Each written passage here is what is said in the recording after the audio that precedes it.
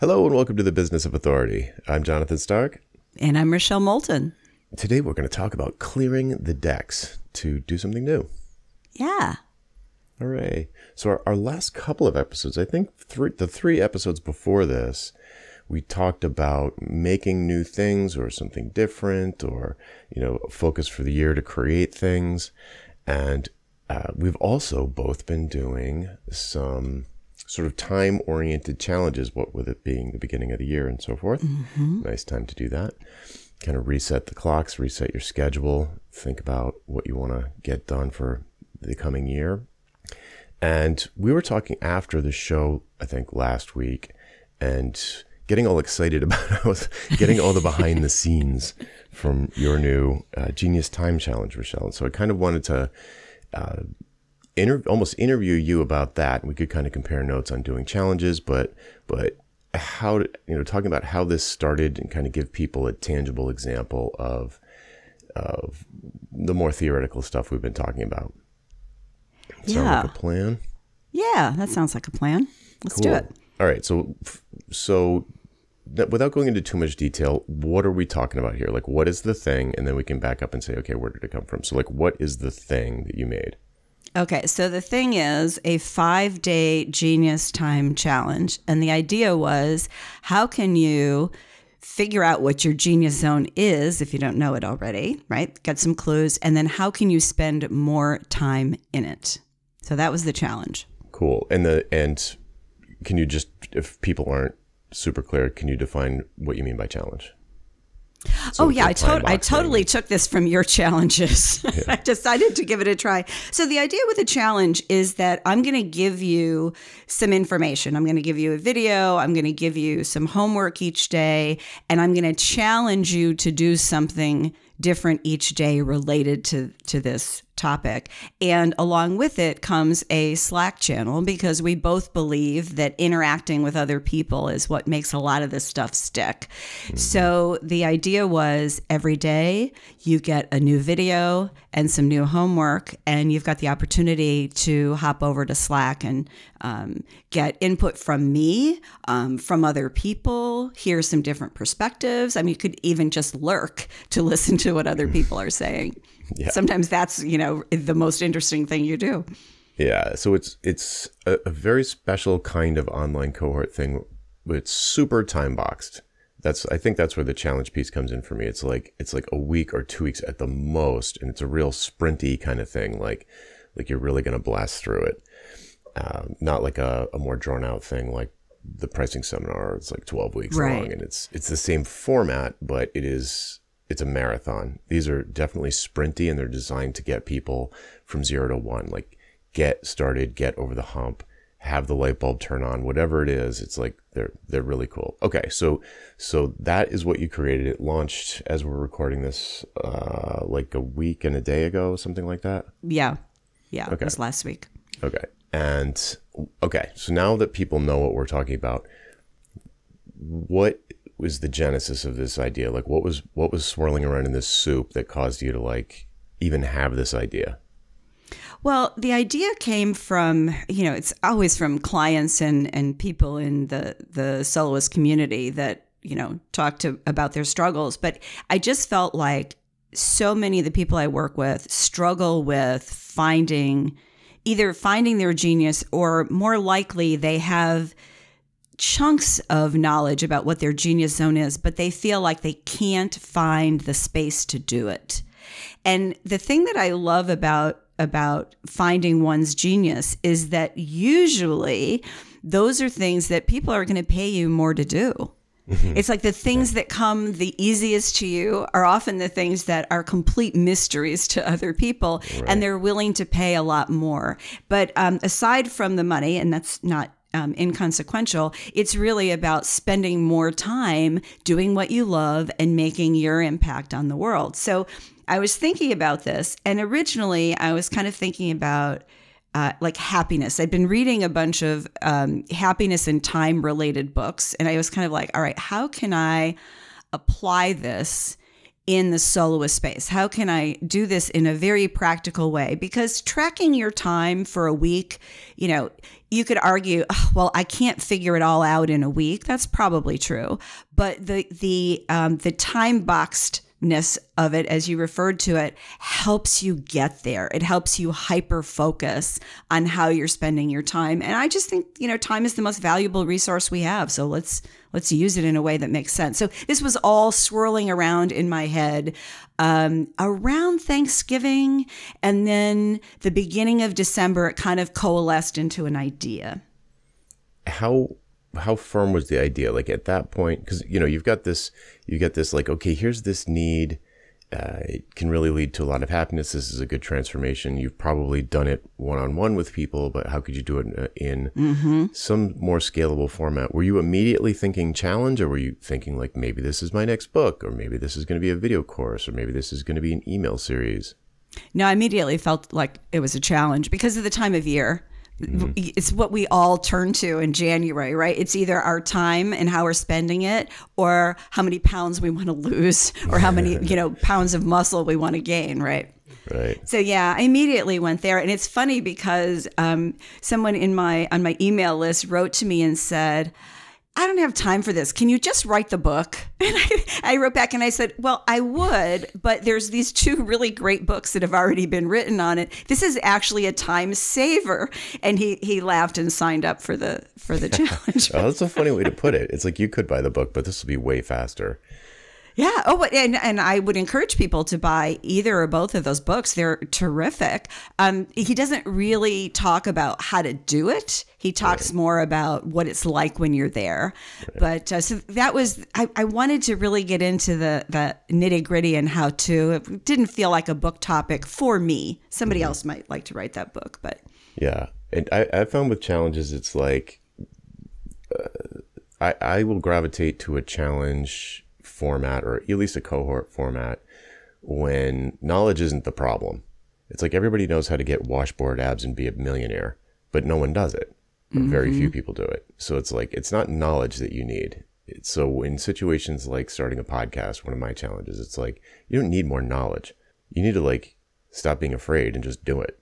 And having a group of people is the perfect context for people to be like, oh, this isn't as scary because I see these other people who are just as scared as me, but their idea sounds great. Maybe my idea sounds great to them, so it's just a situation that's perfect for the thing that you're trying to accomplish. Yeah, and I think in this case, there was some knowledge to be gained because, and it was self-knowledge, right? It's not that they had to go to a book to learn this, but it was they had to really look at how they're spending their time. And that's what I was trying to do, is to give them the tools that they could use well beyond the week. In fact, the Slack room is open till the end of the month, but the tools are forever.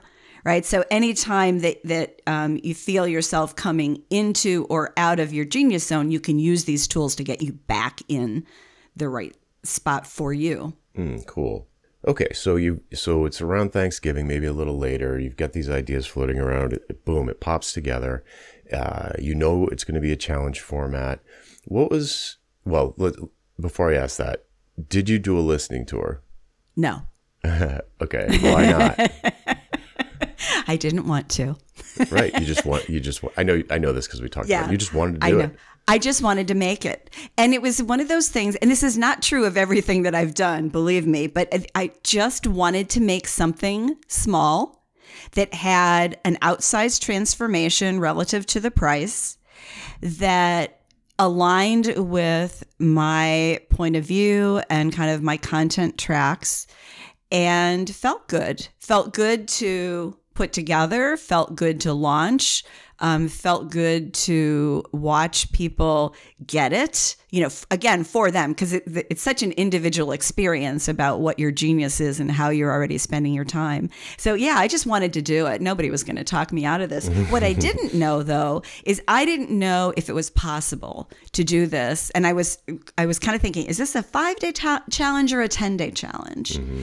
And I, again, I wasn't sure that I could produce this. Like, is this even possible? And so I had to do it to prove that it was doable. I wasn't 100% sure I could create this. Right. Well, okay, that was where I was going to go next, which is what was the order of operations once you knew you were just going to try? I'm just going to do it. I don't care if nobody buys it or nobody joins. I'm just going to do it. I want to just test the whole idea. What was the first thing you did? Like, was it outline the content? Was it do research? Was it figure out how to set up the plumbing of the whole thing? Okay, well, I'm going to go back a little bit more than that. I mean, the first thing I had to do was clear the decks, because I had this idea, like I said, around Thanksgiving. And I think it was the week after when the Genius piece kind of hit. And so I had this kind of in the back of my mind, but I wasn't doing anything about it. Like I hadn't elevated it to the level of a project. And really by happenstance, like this was not intentional, I happened to read, because you and I have talked about this for a while, David Allen's book, Getting Things Done. Mm-hmm. And I like to think I'm pretty organized generally, but there were some things in his book that I wasn't doing. And so I tried them, and it was probably the course of a week where I embraced his definition of a project, which is much smaller than I had thought of as projects. And once I finished kind of figuring out how I was going to handle a few different things, and I followed some of his systems and I used some of my own that have been, really effective for me, all of a sudden, and it was getting all these things that were floating in the back of my head down, right? They were out of my head and they were in a physical form. All of a sudden, like I could see it. I was like, I can do this. And I better do it now if I'm going to launch it at the beginning of the year. And so this was probably the middle of December. So that had to happen first for me. I mean, maybe I would have, eventually gotten my act together and to do it in time for the first of the year. But it was clearing the decks of this stuff that was taking up an outsized portion of my headspace that was like nothing. It was like stuff I could just do in my sleep. Yeah, let's get a little bit more specific here, because I think I know what you're talking about, but it's still a little bit in hazy terms. So, because what it sounds like is your head was going. It sounds like, I don't think this is the case, but it could be interpreted as your head was kind of going in circles, but it wasn't. It doesn't sound like a time thing yet. It sounds more like a focus or like, efficiency thing or something. So like I know what you mean though. It's like that swarm of bees around your head and you're just like, swat at that one. And you never get rid of the swarm unless you do something more than swat at them. So like what are some examples of things that were taking up, it feels like your creative energy was sapped, but it wasn't a time problem, but maybe I'm wrong. Yeah, no, you're right. So this was in the holidays. And like many women, I have responsibility for a whole lot of stuff that's not related to our work with the holidays. So I was hosting people, I was sending gifts all across the planet. I was doing like all that stuff, but I hadn't really written it down. I would only write it down like after I found the perfect gift for somebody and had ordered it or gotten it, then I would write it down. So I had all those bees in my head. And then I also had a bunch of this, similar bees, hornets, that were related to my work life. And the thing about the David Allen system that really helped me was his definition of a project is anything with 2 steps or more. Yeah, and so many of the things that I hadn't written down had like 2 or 3 steps, and they seemed so inconsequential, like that they weren't worth writing down. And so all I did, it was really simple. I created a few more categories in my email. I'm now inbox 0. I'd always track certain things on the notes function on my phone. I now put all of the grocery lists and stuff on that, and my husband goes and does them, but I make the list. So, I would give that to him, and I invested, I think, $46 a year, something like that, for Todoist, which sends me an email every day and tells me what I need to do. And then the last thing was to just write down every single project. So I had a project about buying Christmas gifts. I had a project around certain things that I'm working on in the house. I had my project for the Genius Time Challenge. And looking at that, I went, That's what I need to be doing. I don't need to worry about changing the lights in the garage right now. What I really need to worry about is this, right? Yeah. Yeah. So it sounds ridiculously simple, but I had to do that. And I'm very organized. I get a lot done. So yeah, it wasn't about not having the time. It was feeling like I didn't have the time because those things in my head were of outsized importance relative to what they really were. Yeah. You know what it feels like to me? It's like all of that stuff that I'm trying to keep in RAM, computer term. All that stuff I'm trying to keep in RAM is sending me notifications. It's like, don't forget to do this. Don't forget to do that. Like the pings on your phone. Right. It's like sending me these notifications all the time. And whenever I'm going to do something hard, then those notifications really distract me because the resistance wants me to go change the light bulb in the garage. Mm-hmm. Instead of doing working on the book or working on the workshop or the challenge or whatever the thing is.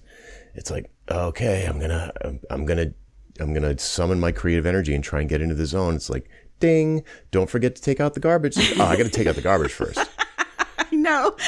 That's exactly it. So and on top of that, I had to create a system for both my husband and I. Part of this is having an inbox. Well, I don't want a big giant inbox on my desk. So I bought a pile of pink sticky notes for me and blue sticky notes for Harvey, and said, okay, here's my inbox. Here's your inbox. If you need me in the middle of my workday, you write a note on this and you put it stick it on this corner of my desk, which is my inbox. Huge. Nice. Huge. Yeah. We don't interrupt each other, which we were doing. Mm-hmm. It's like all these little things that get in the way. And it's not even about being productive. It's about using your genius. Because I think when I hear productive, it feels like work. Well, here's an example. So when I got the Todoist app, it allows you to set all these things. So for example, I could say project A, here are the 10 steps, and I could build it into the to-do app as individual steps. Now, if I do that, I have to add a date to it. I didn't want to do that. I did that for one project and I went, ugh, I feel like I'm in a factory. Right. I don't want to do this. So instead, I have my projects, and what I do is I flip through the list and go, oh, what would be the most fun to do? Mm-hmm. Like right now. And obviously there are things I have to do. That's a different category. But when I have the extra time, these are the things that I want. And the minute I had all those projects outlined and I saw the Genius Time Challenge, I'm like, babe, it's now or never. You got to do this. And I wanted to, I was so excited and it was so fun. Whereas had I tackled it without clearing the decks, it just wouldn't have been as joyful. Right. You would feel like you were letting something fall through the cracks, or I completely know the feeling. I talked about this I did a private webinar a couple of weeks ago called Ruthlessly Simple Time Management. And anybody that was on that will recognize this concept where it's like the interruptions. Also, software developers know this just because it's a existential skill. It's like you can't be a software developer and let yourself get interrupted. You can't do it. It's not a job that lends itself to that. So whether the interruptions are coming from inside of your head or your phone pinging you or someone knocking on the door or whatever it is, it's such a fragile construction, this kind of genius zone or whatever the zone thing is. And you're just like having fun. You're losing time in a good way. Time's flying. Almost anything can pop that bubble. So having all of that stuff out of the way is just massive. And this is just a great example of it. You're like, I don't know, I'm going to do this. I'll get around to this. And then you took inventory. This is another thing I talk about. Take inventory of everything. Empty out that corner cabinet and be like, okay, what is in here? Do I really need all of this stuff? And I am curious, when you did write all of that stuff down, you obviously prioritize it. It allowed you to prioritize it because you could see it. Mm-hmm. And was there anything that you just totally deprioritized or like, yeah, maybe someday, or like, let me just delete this? I moved a couple things to the maybe someday list, even though I know I'm going to do them. I just didn't want to look at them every day. Yeah. There were some things I took off. Mm-hmm. It's like, no, I'm not. I know I'm not going to do that. And writing it down makes it clear that I'm not going to do that. The other thing is I did delegate some of the things, the home things. I gave some of those away. Right. So yeah, yes, yeah. Wasn't that generous of me? Cool. Okay, so that's perfect. That was the whole point of this episode. So I'm glad you backed up and talked about that. So once you did say, you're like excited, you're like looking at it, you're scrolling through your project, you're like, ooh, I get to work on this today. Yes. What were the steps for going through that? Not to belabor the sort of tactical aspect of this, but I'm sure people are curious. Yeah. So, and I think this would vary depending on what it was I was working on. But for this, my core question was, can this be done? Or, can I do it? I should put it a different way. Can I do this? And I decided to focus on 5 days because I felt like it put more pressure on the participant to really pay attention on those days. So I thought, all right, let's see, can I do this? And so the first thing I did was, all right, what would I do? I blocked it out. Like, what would I do on day one? And the big challenge was, the time tracking, because you can't just track one day, right? You need more than a day, but you can't start on the exercises on day 2 without having something to work with. So that's, for me, it was about can this be done? And I blocked it out. And yeah, I think that's doable. Now, how? And so my first step was really the building of it. That what's going to be in the video? Like, what do I want to say for somebody to then be able to do the homework easily? And the homework, each one was an exercise, and that was in a Word doc and a Google Doc, and it needed to flow. And so I did first drafts of what I wanted to say in the video, like an outline, and then the exercise. I built the exercises, each one for 5 days, because I felt like I had to do that to prove it could be done. Right. To fit, without being ridiculous, to fit it into 5 days. Yeah. Something that would be, because it is kind of over the top. That's part of as you said, it drives engagement and focus. But it is a little over the top for a lot of these things. Squeezing it into 5 days is part of the mechanism that makes it work, because it's kind of crazy. Yeah, in fact, but you don't want to be too crazy. yeah. Well, that's and that's what I wasn't sure about. And until you do it, you don't know. But I had a question from someone who did decide to participate that said, "This week isn't like my usual week. Like, I'm on site with a client this week, and I don't usually do that. Right. Should I do the challenge or should I wait?" And I explained about, you're getting the tools. So it'll be interesting to see if you ever want to do an on-site at a client again. So that'll be helpful, but you'll also want to track your time the following week, right? When you're back to a normal, quote unquote, and then see how that compares. Right. So yeah, and that was the other piece, is that I wanted, because I was arbitrarily squeezing it into 5 days, I wanted to make sure that the exercises, that they could download them and keep them, right? And that they could keep using them. And that some of the questions in the exercise, because I didn't just have them rank their time, I didn't just have them say what they did, like track their time, but I had them value it. Interesting. Yeah, it's like, how do you feel about this time that you spent? Right. Yeah, and it was also interesting because it was kind of tax time for some people, and so there's a lot of grumbling about, I don't know, I have to do this, but yeah, which you would expect. So it's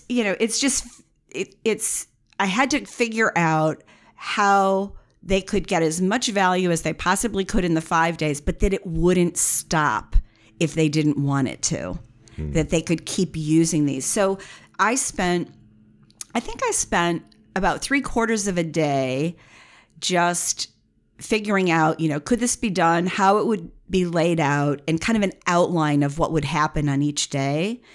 And then the next day, because I had all this extra time now that I wasn't worried about changing the lights in the garage, I had all this extra time. On the next day is when I really dug into each individual exercise.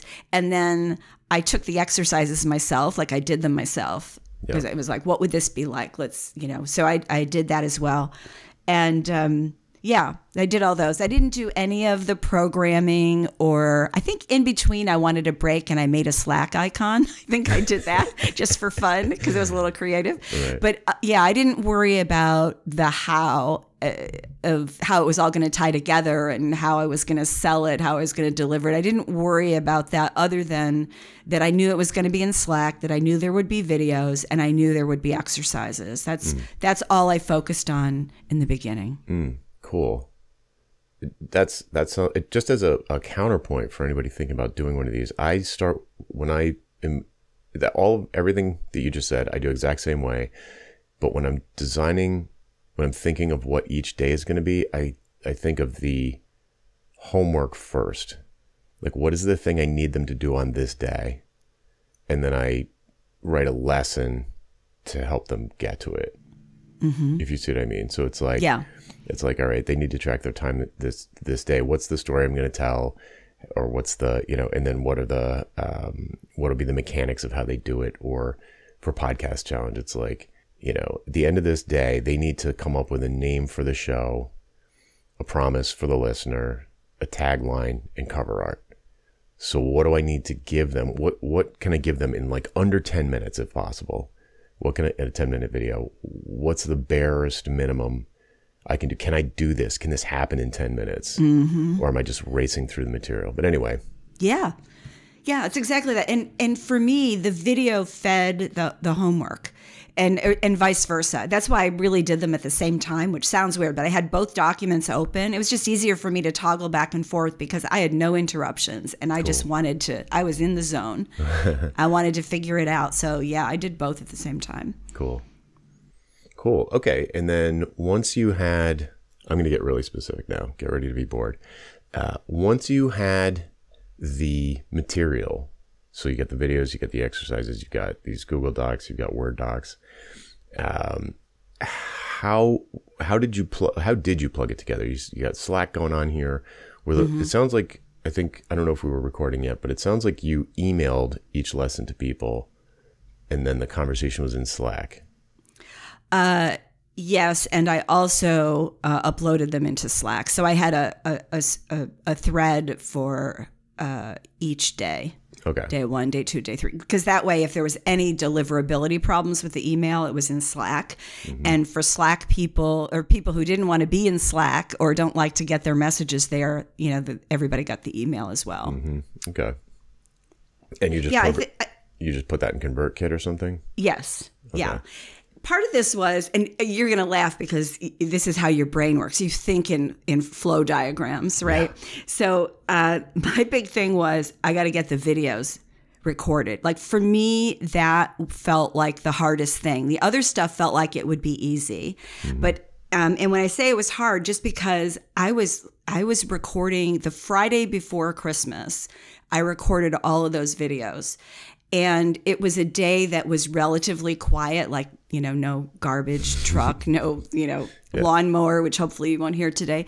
It was funny because I remembered feeling under so much pressure. And I did my hair and my makeup and my hair came out like crap. And I'm like, I don't care. I'm just gonna videotape these things. And I wanted to get them all in one take because it was Christmas time. There was no way I was going to get that edited in time to get it up. So for some of them, I maybe recorded them 4 or 5 times to get them like one take through. Other ones just went fine the first time. So so that was my big worry. And then the second I had the videos done, that's when my brain went into, okay, how am I going to put the pieces together? And that was fun. It's like a puzzle.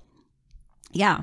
Figuring that out. And so, I can't remember the order I did these in, but I knew that whenever I had done things before, I just love using Zapier to connect things. And so I'm like, all right, so there's got to be a way to do this. And then there was Moonclerk, which I used for other things. So I whipped out Moonclerk and I made a copy of something else and, updated it.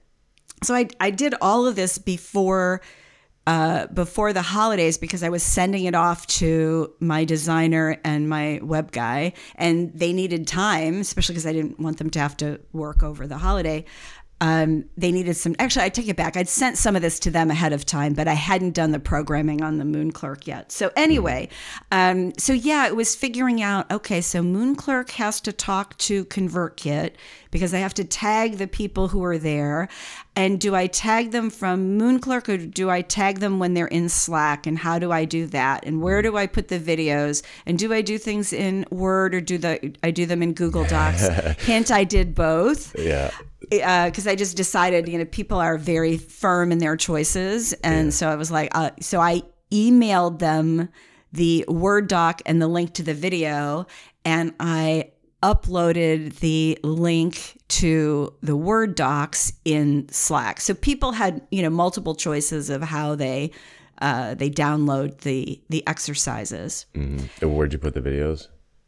In Vimeo, which is what I use. Although it was funny, I went to upload them and they said, "Oh, you can only get this many gigs for," and I was like, so I had to upgrade. I'm like, okay, I'll just upgrade because I just didn't want to deal with it. Like I could upload some like one a day or something. I'm like, life's too short. So I did a few things like that. So I updated some Zaps. I created some new categories in ConvertKit. And then once I figured out how all the pieces went together, that's when I wrote, and I didn't write it till then, that's when I wrote the sales emails. Okay. So before we move on, I have to geek out about the automation a little bit. I promise I won't try. I'll try not to bore everyone. I hope I can answer the questions. Did Zapier publish the emails to Slack, or did you schedule the messages in Slack manually? I scheduled the messages in Slack manually, and I had them come like 5 minutes after midnight so that, because we had people in multiple time zones. Right. So I could have done a Zap for that, you're saying? I was asking because you might have figured out something that I didn't. Yeah, I didn't see one, but that doesn't mean, I wouldn't rely on my assessment of that. Yeah, the way I have it set up is that Zapier looks at an RSS feed and it publishes the lesson from the RSS feed into Slack. I don't use email for mine. I did at one time, but I found that caused fewer people to log into Slack, and I wanted everybody in Slack. So I said, tough, no email. All the lessons are going to be posted in Slack. You have to log in because I want people to, do I probably lose some people? Yes, probably people who don't want to use Slack or don't know how to use Slack, people just taking the email thing on their own means they start replying to me in the email and saying like, how does it, I thought about that though. Yeah. I did think about that. And I decided, this was the first one I'd done. I decided to do it anyway for two reasons. One is it's easy enough to push back if I started getting a lot of them, and I didn't get any actually. Okay. So that was good. But the other is that Slack is probably more the norm for your audience, especially people who are developers. Right. It's pretty comfortable for most people in my audience, but not everybody uses it like comfortably. So I wanted to do both. But I did think about it. I hear you. I think it's a good thing to think about. Yeah, I experimented with it. I got too many replies to lessons. And I was like, nah, get out of here. Yeah. Kind of defeats the purpose, too. Right, exactly. Yeah. It's like, this is a group thing. If you don't want a group thing, I've got other stuff that's not group things. But okay, so where are we now? So you've got everything set up. Then the sales page. So you're up to the sales page. I can imagine, I don't know, was there anything special about I did the sales page earlier because I had to get that to my guy so he had some time. So I'd written the sales page. I just hadn't written the sales emails. Oh, okay. I misunderstood. Yeah. All right. And I updated it a little bit, but not much. So that was the next step, writing the sales emails. How many of those did you do? How many did I do? Like a week? Yeah, I kind of posted some or emailed something every week, but I fit it in. So there was, we had the regular Monday drop of this podcast. Tuesday, I had a special bonus episode on my Soloist Women podcast. So that was sort of salesy, but not directly. Wednesday was a salesy, was my usual piece with a sales email. Thursday was just regular soloist. Friday was very specific, like, are I don't remember the title of it, but it was, are you happy with how you're moving into 2024? Or do you want to try this? And then on Sunday, I sent only to people who'd been tagged by ConvertKit as clicking multiple times. I sent them a note, one more note, kind of like, hey. And then I did a last call to my entire list on Monday. Now, it started on Monday, but certainly, somebody could join anytime during the day. Right. And they did. I had 30% of the people join on Monday. Yeah, I do that too. Yeah. The train is leaving, but it's not too late. I'm trying to think. So then the delivery of it, I imagine, is pretty straightforward. You just kind of, everything is just going to post. You're going to ride the conversations as they come. Were there any surprises during that period? Yeah, the surprise was that it all worked. I woke up, they were posting it just after midnight Pacific time. And I woke up, I think it was 2 a.m.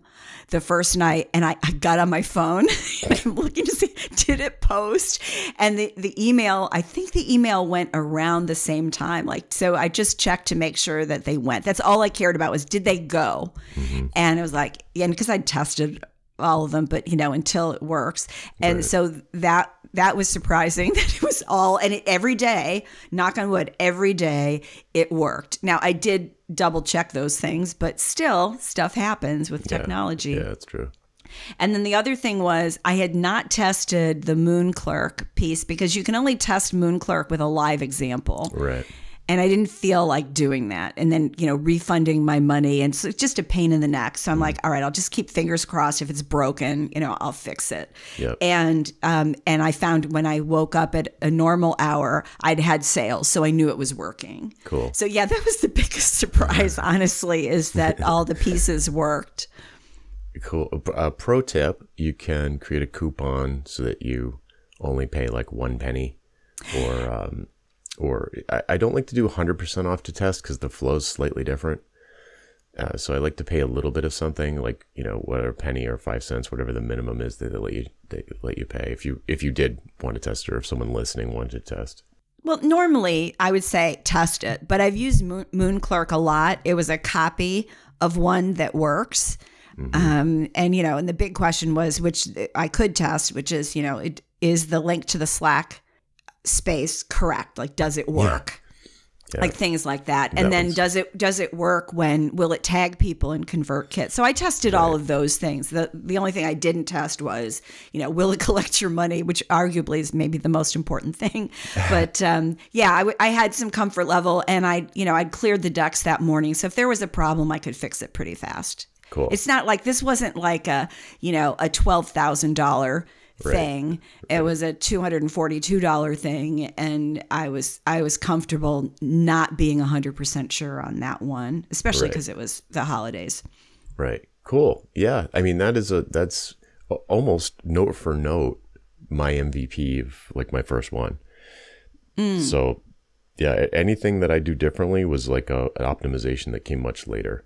So that's great. Well, let me make a comment though. The other thing I did, because this is a challenge and it feels evergreen, although perhaps more interesting at the beginning of the year, I decided I would document everything that I did so I could do it again if I wanted to. And it was funny in the moment. I was like, I don't even know. I haven't tested this at all. I don't know if anybody's even going to buy it. Like, it could be zero.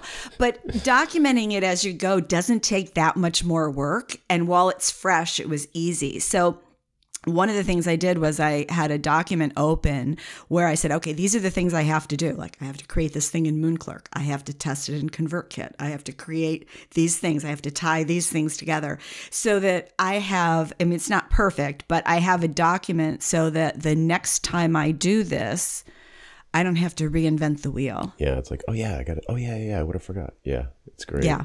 Yeah. And I would too. Like, I'm not crazy about having a million small details.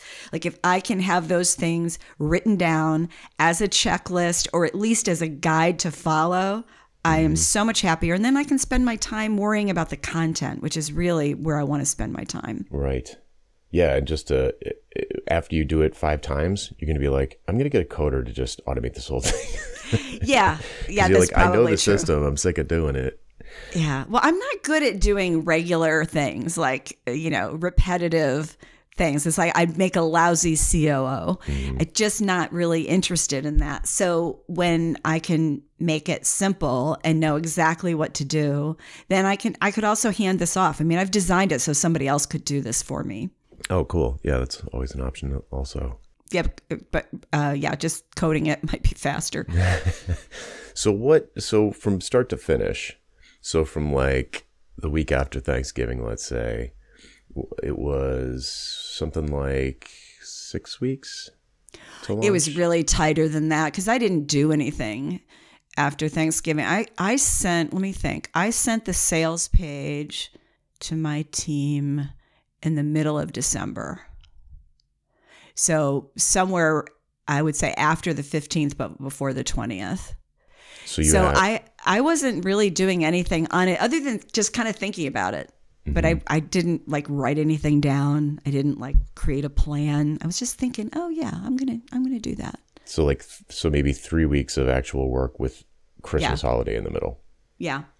And how much time do you think you put into the whole thing, hours wise, to get yourself to launch? Yeah, no, I get it. I'm thinking, so it's a half a day, day and a half, maybe 3 days. Cool. Like 20, 24, 25 hours.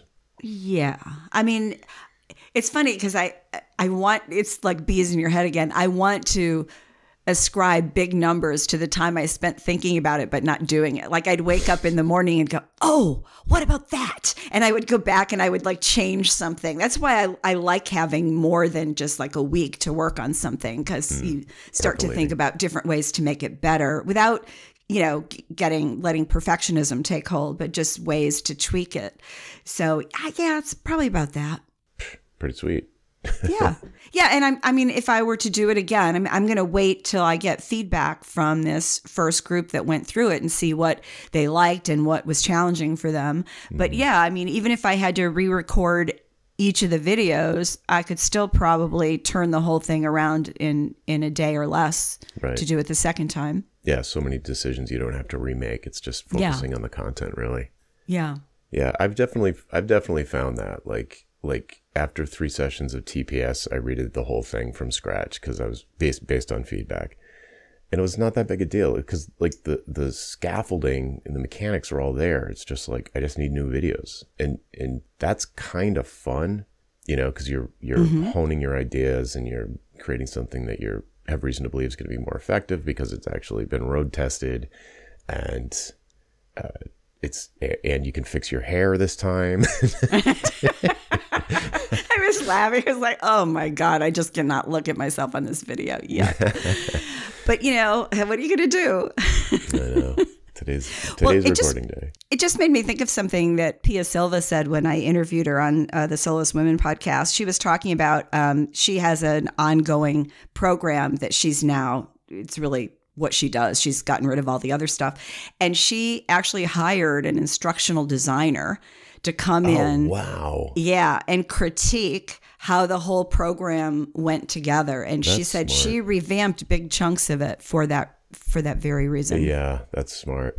Yeah. Yeah. I thought it was too. It's a big investment. And I just know what that had to feel like internally. Like, oh my God, this is my baby. And I'm going to just rip it apart. And it's going to look like a rag doll by the time I'm done. But in fact, it's going to be a lot better. Wild. Oh, yeah. That's really, if only I knew an instructional designer. We have some listening. Yes, we do. Cool. What else do people need to know about clearing the decks? I mean, I think it's just finding a system, and I don't mean technology, but a system that works for you. Like I really thought that I was going to have a 100% technology solution for tracking my projects. And I can't believe I have a pile of paper on my desk. And I may still convert that to something else, but there's something about seeing it and about physically flipping through the pages that is very satisfying. And when I throw it away, like I crumple it up, I toss it in the trash. So yeah, I mean, I would say find the system that works for you, and don't, whatever it is, follow it, because these things fall apart. Like the minute I don't get a project out of my head and onto my projects list, Yes. it falls apart, because all of a sudden a piece of my consciousness is tugging on that thing. In fact, I just did it the other day. I was saying to my husband, I said, we both need to put this thing that had to do with photos on our project list, because neither one of us is doing it, and we both need to. He's like, oh yeah, let's do that. Yeah. So yeah, it's to really follow the system once you create it, whatever it is. Yeah, it does take maintenance. Not unlike a lawnmower. I hear the lawnmower man. I take it you're hearing the background. it. All right. Yeah. So that's a good place to leave it. I can't stress enough the importance of getting that swarm of bees out of your head, because they are distracting you like notifications on your phone. And even if the project is only 2 steps, like it feels like a waste of time to write it down, but try it. You'll like it. I'm telling you, I honestly, I consider myself such an organized person. I get so much done. And I mean, you know, I was managing another house when I had my investment property. I had all kinds of stuff with it. But this, for me, was a complete game changer. And I love looking at my list now. And the ones that I don't love looking at, if I can't throw them away, I get them done really fast because I don't want to see them. Yep. Yeah. Love it. All right, cool. Well, Cool. We can leave it there for this week. All right, folks, that's it for this week. I'm Jonathan Stark. And I'm Rochelle Moulton. And we hope you join us again next time for the Business of Authority. Bye. Bye-bye.